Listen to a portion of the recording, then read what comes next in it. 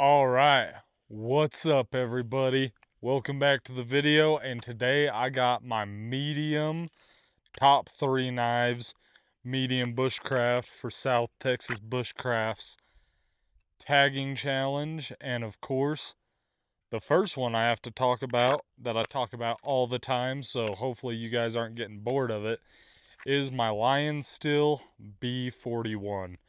I mean, I love this thing. It is phenomenal. I have a couple different sheaths. I have the original leather sheath that it came in, but that thing has been worn down after EDCing and wearing it for 3 years worth of use. I have another leather sheath for it, and I also have this Kydex sheath for it. And I made this Kydex sheath. You can buy some, you can make it your own. This one fits me perfectly. I absolutely love it. Now, what's really awesome about this knife is it's got a rounded over spine, so it's super comfortable when you're getting up on it and using it for slicing, putting your fingers around it. Super comfortable. It doesn't have a 90-degree spine, but it does have a 90-degree on the back, so you can still strike your ferrule rod. It works really well. And the handle ergonomics, the natural canvas micarta, all together, Lion still makes a beautiful blade. And this one, I mean, I've had the most use, I've had the most wear with it. I've everyday carried this thing for a very long time, and it just keeps asking for more. This is their Lion Steel M390 that just holds up amazingly well to everything, holds an edge really well, sharpens really easily. And altogether for bushcrafting, it's not a Scandi grind, but this can do everything I need it to in a wide variety. I've skinned with this, I've filleted fish with this, I've food prepped with this, I've batoned with it. Anything you can do in the outdoors, this knife can handle extremely well. And it's just so ergonomic, it's so comfy. The Italians just know what they're doing when they come to making a blade, and Lion Steel is the king of it. I love Lion Steel's blades. They have a lot of blades that aren't for me, but the ones that are for me, they just do a phenomenal job. If you have never held a Lion Steel, I highly recommend it. It's one of those knife brands that I don't feel gets talked about enough, and this specific blade, the Lion Steel B41, I mean, this thing is impeccable.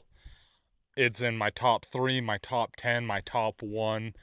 It's probably one of my absolute favorite knives in my entire collection. It's a knife I will never get rid of. It's been across the country with me. It's been on so many adventures, so many camping trips. This is a knife that I'm going to die with. All right, number 2 of my all-time favorite bushcrafting survival knives. You guys know I was going to bring it up. It's my Fallkniven S1X. I mean, I can't say enough good things about this. I mean, it's a full tang. It is a hunk of steel. It is thick, indestructible. They do a phenomenal convex edge. I ended up throwing some goon tape on the handles. The only thing I don't love about this is the handles, and they're like a rubberized handle. They're super grippy. They're really great to use. Me personally, I just like more of a wood or a bone or a micarta aesthetic or a G10. So it kind of messes with the looks of the knife, but I mean, this thing is balanced perfectly. I mean, the balance on this knife is immaculate. I've done a couple videos on this particular blade. This is my end-all be-all survival everything knife. Great for bushcraft, everyday tasks, all around like end of the world type knife. This would be my pick. I mean, it's got a beautiful 90-degree spine for striking a ferrule rod. It comes to a really nice tip. It's got a false back edge, so it's almost like a straight kind of clip point blade. It's got a really nice hand stop, so you don't have to worry about riding up on the blade. It's an altogether immaculate piece. I mean, if you have not gotten the chance to handle a Fallkniven, they do a fantastic job. These are absolute beasts. They're works of art, and they are made for the outdoors and just beating through everything you put in their place. The sheath is like a plastic sheath, and I typically don't love a plastic sheath. But what I love about this is it has a retention bar on the sheath, so it locks the knife. You don't have to worry about it going anywhere.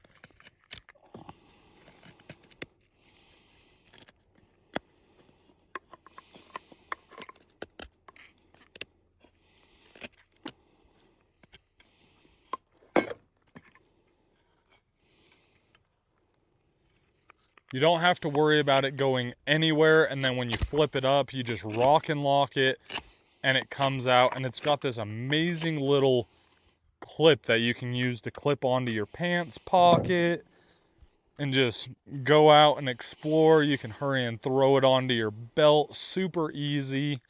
You can throw it onto a backpack strap. It's easy to get out and use. Absolutely phenomenal, extra sharp. They do great heat treats with their blade steel. I don't even remember what this blade steel is. Yeah, it doesn't even say the blade steel on it, but it's phenomenal. You're getting exactly what you pay for with this blade. I have beaten the hell out of this, and it is held up to everything. And just an all-around really great knife. It has a certain look and aesthetic to it that I also do enjoy. It's not the most bushcrafty, beautiful blade. It is an all-out workhorse, and there's something to be said about that. And there's something that just always brings me back to this blade.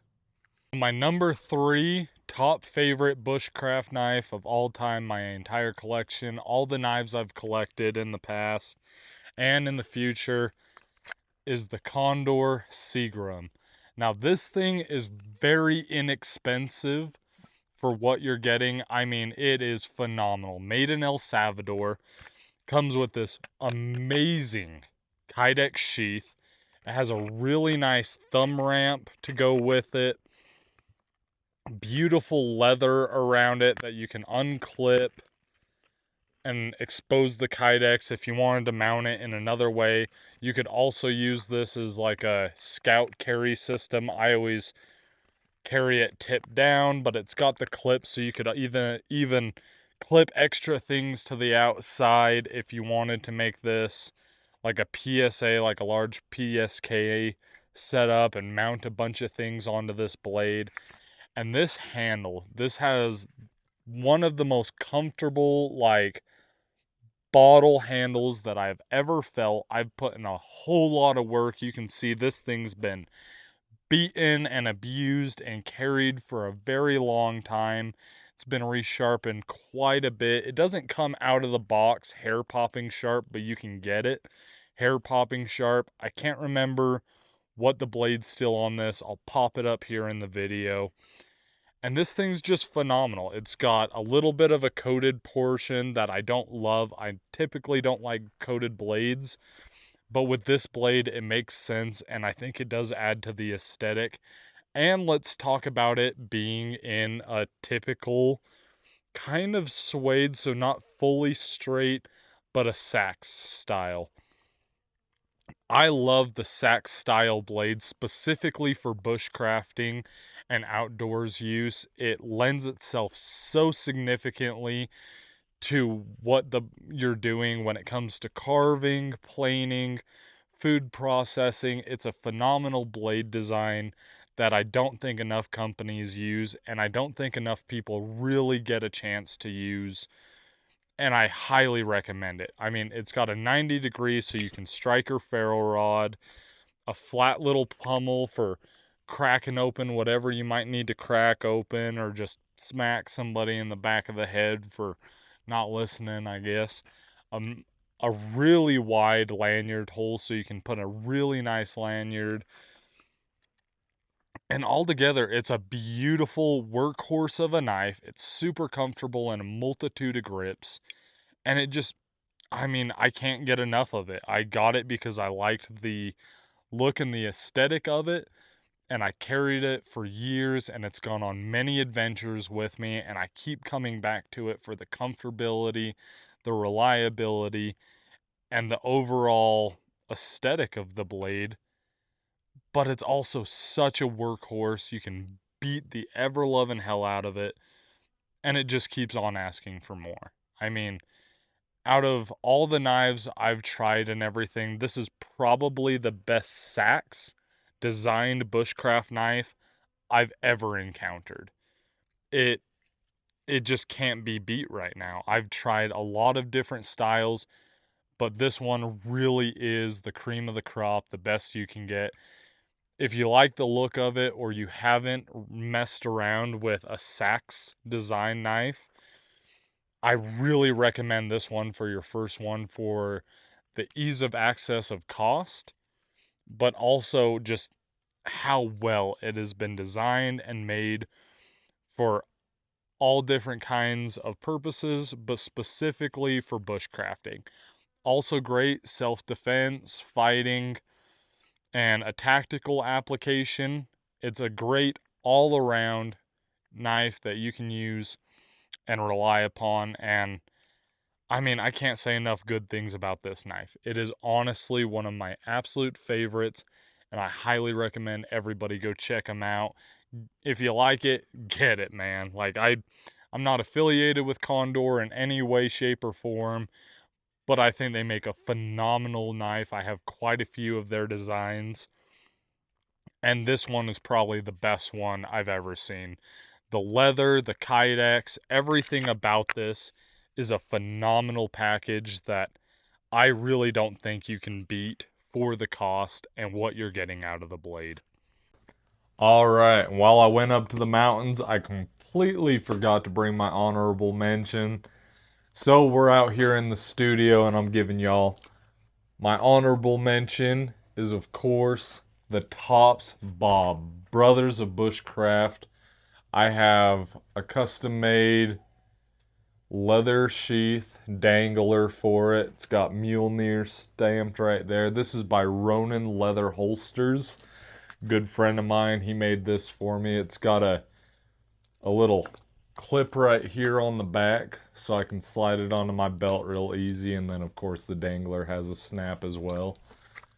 And I mean, I've put in a whole lot of work with the Bob. It's one of my first ever bushcraft knives that I got. It is a hunk of steel you can beat on this thing. I ended up grinding the profile down into something that worked a little bit easier than me, and then also 90'd the spine and cut down this back jimping a little bit because it was a little aggressive for what I like. But the handle ergonomics is phenomenal. I love the bow drill divot on the handle.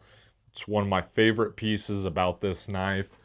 Using it for the bow drill's phenomenal. It comes with this little ferrule striker down here at the pommel, and it's an exposed pommel, which I love. But that little striker, even I've regrinded it, and I just have issues using it to strike a ferrule rod. And then I have a little paracord lanyard on it. Nothing special, but I mean, I've done a lot of work with this blade. So as an honorable mention, this is probably my fourth favorite medium-sized bushcrafting blade. The Tops Brothers of Bushcraft. I mean, this thing has seen a whole lot of use and abuse. Just keeps asking for more, and I love it. I mean, it comes with a great kydex sheath, but something about a good leather dangler when you're up there bushcrafting, it's a completely different feeling. Now, for a budget option, mid-size fixed blade, there's a lot of really great options out there, but one that I don't think enough people speak about, but I know a lot of people know it, and everybody goes to Mora, but another really great option if you don't like the plastic look from Mora's, is BPS knives. BPS, I've had, and I'm not exaggerating, I've probably bought closer to 50 to 70 of BPS knives. I give them out to friends and family, just about everybody, because they're that good. And they're more of a plain steel. They do have stainless and carbon options, but they do wood handles. You can get them in a rat tail tang and in a full tang blade. They have a bunch of different blade designs. They're made in Ukraine, and they do a phenomenal job at making a really great Scandi to flat grind bushcrafting knife for a very low cost. You can pick them up for, I've got them at $15 before. You can get all the way up to $80, but they have a really nice mid-range around the $30 mark that I think you just can't beat. I mean, they come with leather sheaths, wood handles, and you can burn and stain and do whatever you want to kind of modify the handles. I highly recommend everybody check them out. And the specific one I got that is a really great budget option is you can get blanks from them.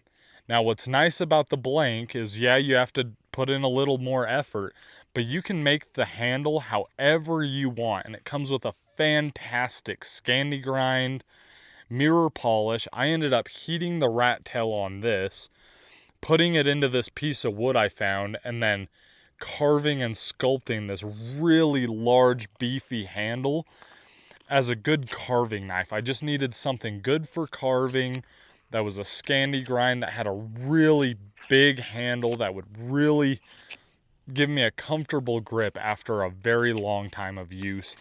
Carving, I made a very simplistic leather sheath just to hold the blade. This isn't a dedicated use knife. This is a secondary knife that I'll keep in a bag for carving and stuff like that. And I can't remember exactly, but I think I got this blade blank for maybe $30. I'm pretty sure it was cheaper, but we'll say high-end $30, and you can get full tang blanks as well. And it's a good thing to just go out into your shop, go out into the nature, find a handle material you want. Anything you want to use, you can use old bone, old antler. I just used an old piece of wood. And it kind of gets your creative juices flowing, and you can build what you want and how you like it in your own way, and it makes the knives a little more special. I've done a bunch of these. I have my logo burned into the back right here. All right, guys, and that's my top 3 favorite medium-sized bushcraft knives. All 3 of these are a great option if you're looking into getting into bushcraft, or you're already into bushcraft but you don't have any of these. I highly recommend you add these to your collection. You check them out. They have my seal of approval, and I can't say enough good things about it. Shout out South Texas Bushcraft for shouting me out for this, and I'll catch y'all in the next one. Now go get lost, find a way.